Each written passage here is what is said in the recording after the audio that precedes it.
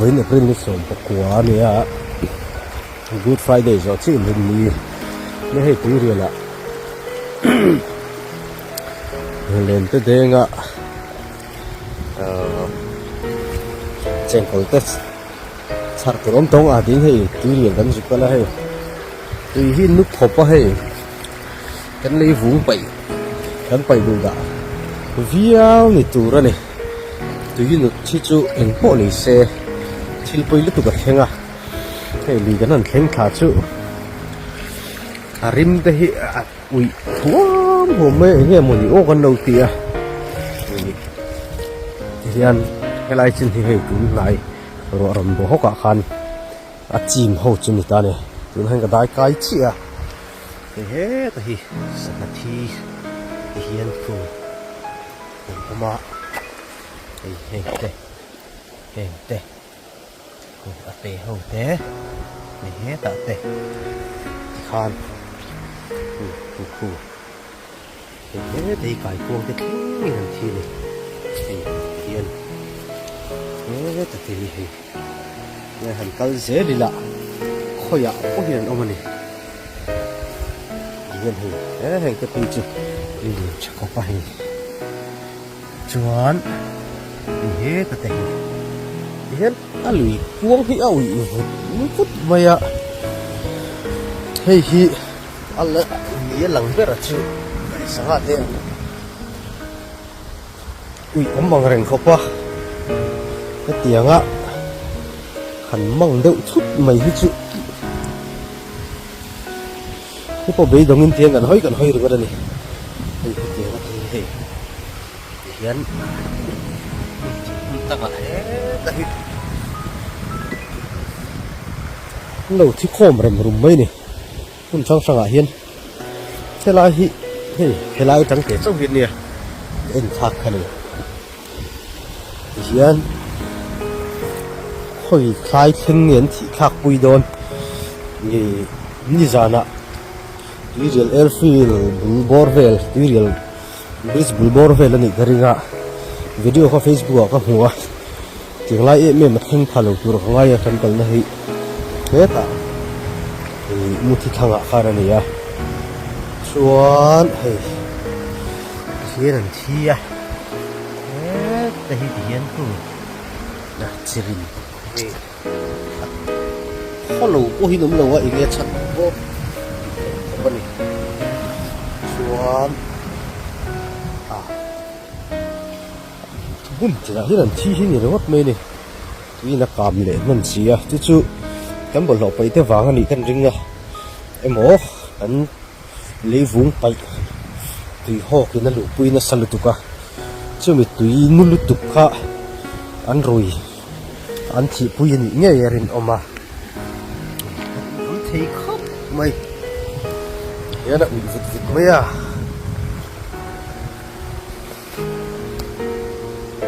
nhân tôi thấy hiểu ta cái này hay liền chả xía nên par đi còn làm cái tiền gì thế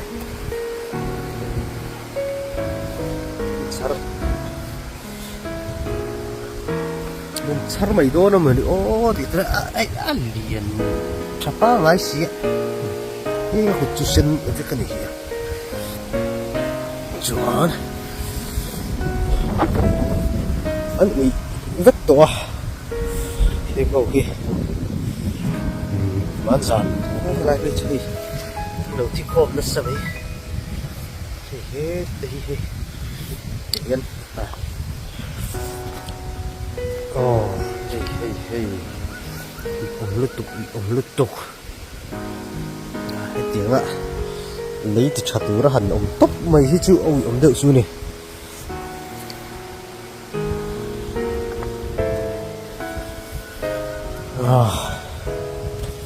thì hiện cái này để lóc để cái này sửa bù để ở trong khám này cái lạc cái điều quan là thiên thêm hơn này ạ lì hết chú ăn rõ là dễ là anh tiền chân yên nhẹ anh chỉ khác đòn này buổi khác mấy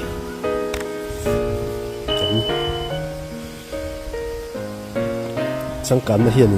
mình thì chẳng cắn lòng lệ phâu chỉ là nị đó đấy chuan hay là hít chèn có lần tắm khổ bạ tị đây gần chụp búa hay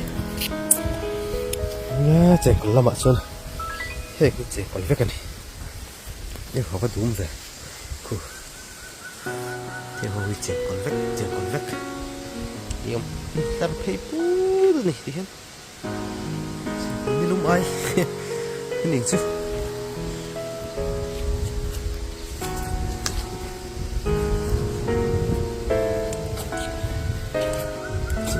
ai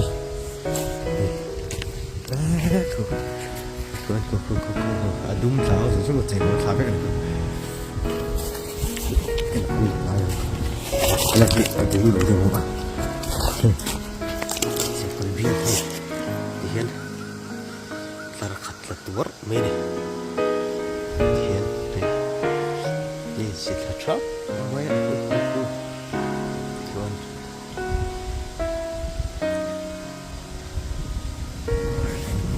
tắm thật này cái này hồi sinh là chúng ta cần phải sinh luôn nha chỉ có một điều nói đâu chẳng còn biết đâu cả người có thể thế là cái chú dùng cái chút mình đại bị hiền trên con rất này nó là một chiếc xe này còn kia chút xin là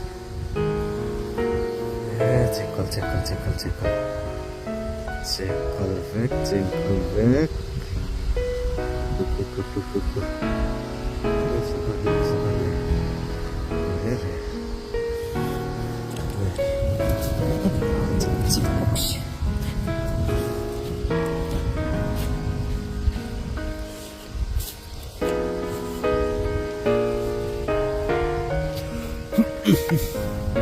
không thua đâu nóng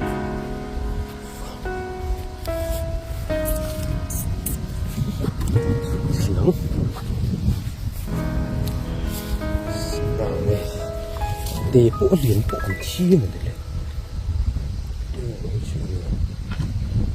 cho liền này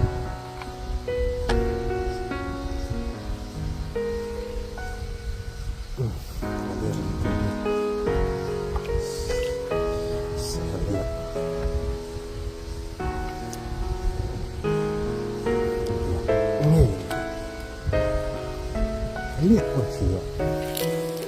chị cứ đầu con rồi nè đừng tin chị sẽ ra ạ cô nị tao đâu bị à